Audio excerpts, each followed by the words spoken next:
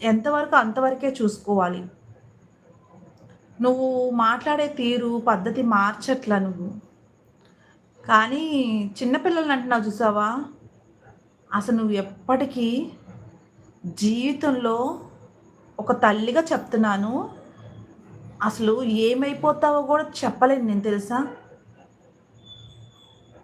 అది. నా పిల్లల్ని అనేవాళ్ళు ఎవ్వరైనా సరే, ఒక తల్లిగా ఒక ఆవేదనతో చెప్తున్నాను.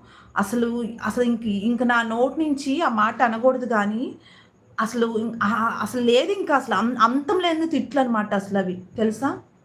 ఏదైనా ఉంటే లైవ్ పరంగా మాట్లాడండి నేనంటాను. నాకు దమ్ముంది, సత్తా ఉంది. మీకు దమ్ము, సత్తా ఉంటే నాతో డేర్ చేసి మాట్లాడండి దయచేసి. మీరు ఒక తినేది అన్నమైతే కనుక నన్నే అనండి. నేనే మాట్లాడతాను దమ్ముంది నాకు.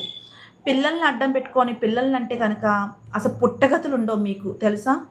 అభం శుభం తెలియని పిల్లల్ని లైవ్‌లో లాగుతున్నావు. నువ్వు మాత్రం అనకూడదింక. నా నోటి నుంచి ఏమొచ్చిందో నువ్వే అర్థం చేసుకో ఇంక. ఎలా తిట్టానన్నది నువ్వు అర్థం చేసుకో ఇంక. అది ఎంత